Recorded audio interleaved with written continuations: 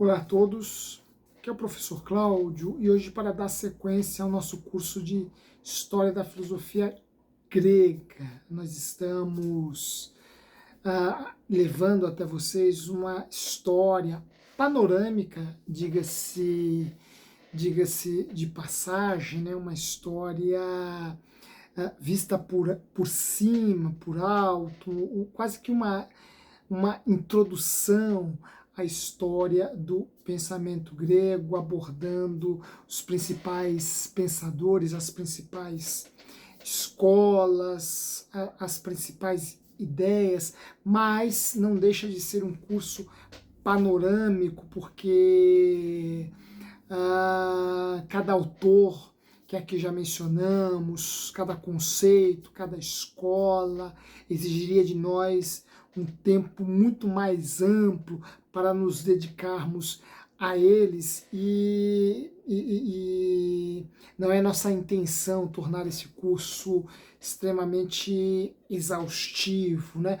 Em nosso canal a gente sempre vai retomando esses autores e falando de outros aspectos de sua vida, de suas ideias que nós não tratamos diretamente neste curso, mas no curso propriamente dito, nossa ideia é levar a vocês uma visão mais ampla, mais geral, mais panorâmica, um sobrevoo pela história da filosofia grega. Já falamos de alguns autores, mas ainda estamos no período pré-socrático, né? Vejam, já gravamos muitas aulas e ainda estamos no período pré-socrático. Já estamos encaminhando para o período clássico, né? Quer dizer, espero, né? Não sei. Hoje ainda iremos falar de Parmênides, né? Mas já estamos nos encaminhando para o período clássico da história da filosofia grega, né? Período clássico que abrange o pensamento de Sócrates, Platão e Aristóteles, a santíssima trindade do pensamento grego, período este, considerado por boa parte dos historiadores como um período clássico da filosofia grega. A filosofia grega não termina aí em Sócrates, Platão e Aristóteles. Depois destes pensadores, nós ainda teremos o período helenístico, depois nós ainda veremos a influência da filosofia grega sobre Roma, né? Desculpem, sobre a chamada filosofia imperialista, né, romana, enfim, esse período é um período muito rico da história da filosofia e nós queremos levar ao teu conhecimento algumas ideias muito importantes neste período, vai falar sobre os autores, os filósofos deste período, e hoje nós continuaremos falando sobre Parmênides de Eleia. Lembrando que, como já falamos em nossos encontros anteriores, se eu não estiver enganado, hoje é o nosso terceiro ou quarto encontro falando sobre Parmênides de Eleia, e já dissemos que com Parmênides surge uma outra corrente filosófica, a corrente eleática, que vai se contrapor à corrente jônica. Então, com Parmênides, a história da filosofia grega toma um outro rumo. Com ele surge o eleatismo e que vai romper em boa medida com o pensamento jônico. Inclusive hoje nós falaremos de um ponto que marca essa ruptura entre os eleatas, sobretudo Parmênides, pois este é o fundador da escola de Eleia, e os jônicos. Hoje nós abordaremos duas outras características do ser. A filosofia parmenidiana é uma filosofia do ser, portanto, é uma filosofia de fundamento, de essência ontológica. Com Parmênides surge a ontologia em seu sentido mais estrito, né? Em seu sentido clássico, ou seja, com Parmênides surge a filosofia do ser. Ontologia é a filosofia do ser. Ontos, em grego, significa ser, e com este pensador surge a filosofia ontológica, ou a ontologia em sentido mais estrito. E dois outros atributos do ser, já falamos sobre outros em nossos encontros anteriores, e hoje falaremos de dois outros atributos extremamente fundamentais ao ser, né? O primeiro desses atributos postulados por Parmênides é que o ser é um contínuo todo igual, ou seja, o ser é um todo indivisível no sentido em que ele não pode ser dividido em partes diferentes. Então, o ser para Parmênides é um todo idêntico a si mesmo. O ser não pode ser dividido em partes diferentes. Por quê? Porque se o ser fosse dividido em partes diferentes, ora, essas partes implicariam o não ser. Por quê? Porque a única coisa diferente do ser é o não ser. E como nós já vimos em nossos encontros anteriores, para Parmênides, o não ser não é.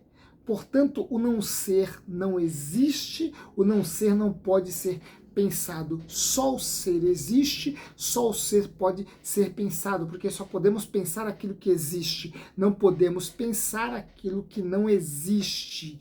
E o ser é um todo idêntico a si mesmo. O ser parmenidiano não pode ser dividido em partes diferentes. Por quê? Porque se o ser pudesse ser dividido em partes diferentes, estas partes não fariam parte do ser. Por quê? Porque se elas fossem diferentes, elas seriam diferentes do ser.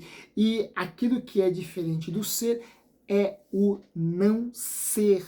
Portanto, para Parmênides, o ser é um contínuo todo igual a si mesmo. E em relação à nossa experiência, às nossas percepções, às nossas vivências, isto parece absurdo, né? Porque, vejam, imaginemos o ser humano. O ser humano é um todo. O meu corpo, por exemplo, é um todo constituído de partes diferentes, né? Eu tenho as mãos que são diferentes dos pés, os olhos que são diferentes das orelhas, né? O nariz que é diferente da boca, enfim, eu, enquanto corpo, sou constituído de partes diferentes, né? Então, afirmar que o ser não pode ser dividido em partes diferentes nos parece, num primeiro momento, algo absurdo, algo que constitui um contrassenso em relação à nossa experiência, pois somos um todo constituído por partes diferentes. Entretanto, nós estamos aqui dentro de uma concepção de ser extremamente lógica, extremamente intelectual, abstrata, especulativa. Portanto, embora isso possa, essas conclusões parmenidianas possam ser estranhas à nossa realidade, às nossas vivências, às nossas experiências, elas possuem muito sentido lógico, muito sentido filosófico, além do que essas partes que constituem o meu corpo, por exemplo, embora sejam distintas, elas não são diferentes do meu corpo. Imaginemos o meu corpo enquanto um ser. Ora, este ser é constituído por partes diferentes. As mãos, que são diferentes dos pés, os olhos, que são diferentes das orelhas, o nariz, que é diferente da boca, enfim. O meu corpo é constituído por partes diferentes, mas estas partes não se excluem do meu corpo. Essas partes não são estranhas ao meu corpo. Pelo contrário, elas estão implicadas nesta minha ideia de corpo. Porque quando eu digo meu corpo, todas essas partes estão inseridas nesta ideia de corpo enquanto totalidade. Portanto, quando Parmênides afirma que o corpo não pode, que o ser, melhor dizendo, não pode ser dividido em partes diferentes, isto faz sentido, tem fundamento a partir deste exemplo que nós demos, o exemplo do corpo enquanto uma totalidade, enquanto uma unidade, um ser completo, né? Embora este ser completo, que eu chamo de corpo, seja constituído por partes que entre si são diferentes, essas partes não são diferentes, não podem ser diferentes da ideia geral, que é o corpo, da ideia total, que é o corpo, porque elas não se excluem do corpo, elas não são elementos alijados do corpo, pelo contrário, elas estão implicadas nesta minha ideia de corpo, neste meu conceito de corpo. Portanto, não é razoável falar aqui de partes que se diferem do corpo, mas de partes que constituem o corpo, porque elas possuem uma relação intrínseca ao corpo. Portanto, para Parmênides, o ser não pode ser dividido em partes diferentes. Ele é um contínuo total igual, idêntico a si mesmo. E um segundo atributo que o ser parmenidiano adquire é o atributo da limitação.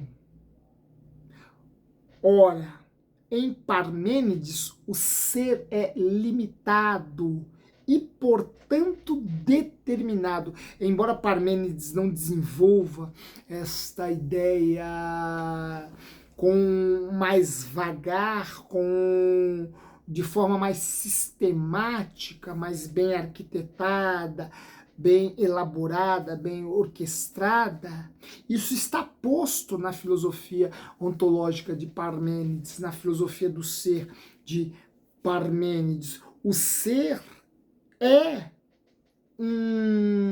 algo determinado, limitado, e aqui nós vemos claramente a influência que o pitagorismo gerou sobre Parmênides, porque nós falamos em nosso primeiro encontro, se eu não estiver enganado, que Parmênides foi formado filosoficamente pelo pitagorismo.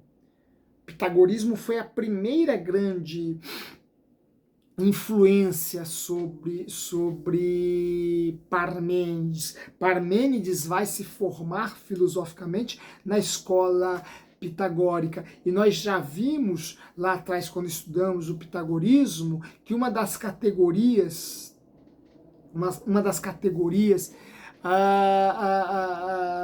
fundamentais na filosofia pitagórica é a categoria da determinação, da limitação. Aquilo que para os pitagóricos é limitado, é determinado, é perfeito. Por quê? E por que é perfeito? Porque nós só podemos conhecer o determinado, o limitado, para nos valermos de elemento, de uma linguagem mais pitagórica. Nós só podemos conhecer o finito. Por quê? Porque o infinito foge ao nosso alcance. A razão não pode compreender o infinito, porque a razão é limitada, a razão é finita. Logo, o infinito é o irracional, o imperfeito, o indeterminado. Logo, aquilo que é racional é perfeito, é finito, é determinado. O ser parmenidiano é perfeito à medida que ele se identifica com essas categorias, esses conceitos pitagóricos da finitude, da determinação e da perfeição. Portanto, o ser pitagórico é determinado, é limitado e é finito. Logo, para Parmênides, repito, influenciado pelos pitagóricos, né? E lembremos-nos, a matemática é a base da filosofia pitagórica, né? E para Parmênides, se o ser é limitado, é finito, é determinado, a melhor figura geométrica que o representa é a esfera, é o círculo. Ora, Parmênides vai concluir que o ser é esferiforme, ou seja, ele tem a forma de uma esfera. E por que a forma de uma esfera? Porque a esfera é finita, a esfera é determinada, a esfera é limitada. O ser parmenidiano é, portanto, esferiforme. Ele possui a forma de uma esfera. Portanto, o ser pitagórico é um contínuo igual a si mesmo, constituído por partes idênticas, um contínuo todo idêntico, todo igual. E outra característica do ser parmenidiano é essa sua esfericidade, que simboliza algo determinado, finito e limitado, portanto perfeito. Perfeito porque pode ser objeto da compreensão racional. Vejamos, neste primeiro momento da filosofia grega, o perfeito está muito ligado ao finito, ao racional, ao limitado, ao determinado. O ser parmenidiano é perfeito por essas razões. Então, estes são os atributos, as principais características do ser parmenidiano. Há mais umas 2 ou 3 que nós podemos abstrair da filosofia de Parmênides. Entretanto, aparecem lá na filosofia dele en passant, né? De forma não tanto desenvolvida, né? Não tão elaboradas, estão lá, mas de forma muito pontual, e elas quase que são consequências diretas dessas principais características, desses principais atributos que nós expusemos aqui em nossa apresentação do ser parmenidiano. E para encerrar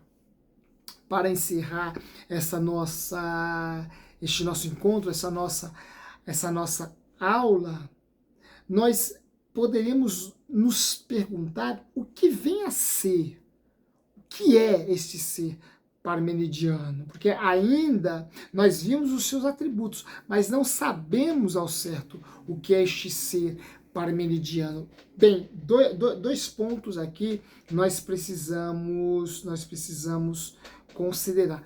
Embora já houve um esforço muito bem arquitetado, organizado, para afirmar que o ser é algo imaterial, eu, seguindo as aulas do professor Giovanni Reale, já falei lá em nossos primeiros encontros que o professor Giovanni Reale, que foi praticamente quem, por meio de sua obra, claro, quem me apresentou a filosofia antiga, a filosofia grega. Inclusive eu tenho 5 livros desta história da filosofia antiga, do professor Giovanni Reale, né? E nessa edição muito bonita, traz relevos aqui da escola de Atenas, do grande Rafael Sanzio, né?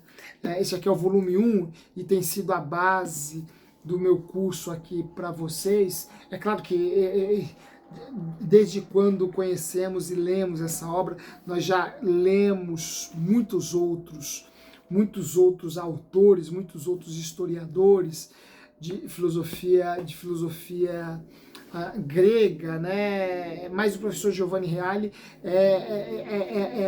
claro, é uma autoridade, né? E quem normalmente eu sugiro para iniciar aí a vida, né? O estudo da filosofia grega, né? Esse é um bom princípio, né? E o professor Giovanni Reale vai se contrapor aos historiadores, aos comentadores de Parmênides, que afirmam que o ser é imaterial. Para o professor Giovanni Reale, o ser parmenidiano não é imaterial, ele é material. Entretanto, nós não podemos confundi-lo a rigor com o cosmos. Ele é material, mas não é o cosmos.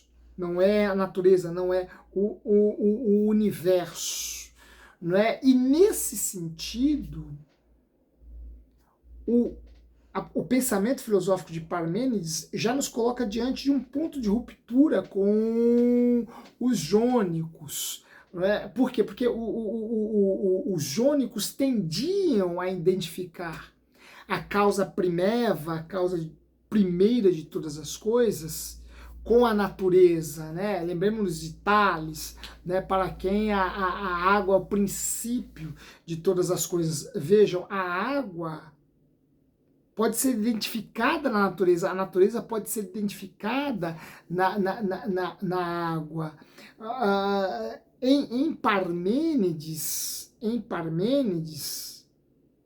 há já um distanciamento com este princípio de causalidade jônica.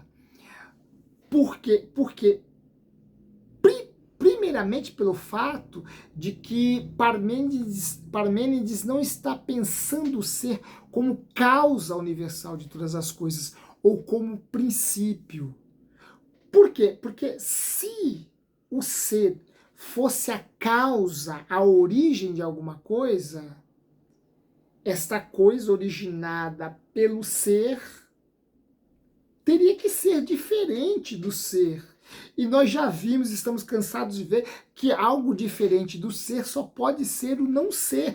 Portanto, não dá para se falar em Parmênides de um princípio, de uma causa primeira, de uma causa primeva, de uma causa universal, porque não é possível estabelecer, porque não seria possível estabelecer em Parmênides uma distinção entre a causa e a coisa causada. Por quê? Porque se houvesse uma distinção entre a causa e a coisa causada, nós estaríamos afirmando a existência do ser e a existência do não ser, o que seria um absurdo, o que seria uma grande contradição, o que seria um grande contrassenso. Portanto, não é possível falar de princípio, de causa, de origem em Parmênides. O ser não é a causa de nada, não é a origem de nada, não é o princípio de nada. Porque se fosse aquilo que surgiu a partir do ser, aquilo que foi causado pelo ser, aquilo que foi originado pelo ser, só poderia ser conhecido se diferente do ser fosse. E aquilo que é diferente do ser é o não ser. Portanto, para Parmênides, os jônicos afirmaram esta grande contradição. Proclamaram esta grande contradição. Por quê? Porque eles reconhecem uma origem, uma causa, e o causado, originado, como diferente dessa causa. Em termos parmenidianos, os jônicos, portanto, estariam afirmando a existência do ser e do não ser, o que é uma grande contradição, o que é um argumento falacioso, um argumento ad absurdum e portanto, sem nenhum sentido para a filosofia parmenidiana. Ora, mas houve um princípio em Parmênides ou não? O que é este ser, se ele não tem nada a ver com a causa ou as causas sustentadas pelos jônicos? Como identificá-lo de forma mais específica? Isto é o que nós veremos em nossos próximos encontros. Portanto, eu te convido a nos acompanhar ao longo destas nossas aulas sobre Parmênides. Ainda temos algumas coisas para falarmos sobre Parmênides, tentando responder a estas perguntas, a estas questões, e eu quero te convidar para continuar nos acompanhando neste curso, não apenas de Parmênides, mas um curso sobre história da filosofia grega. Vocês são nossos convidados para as próximas aulas. Se não assistiram às aulas anteriores, assistam-nas.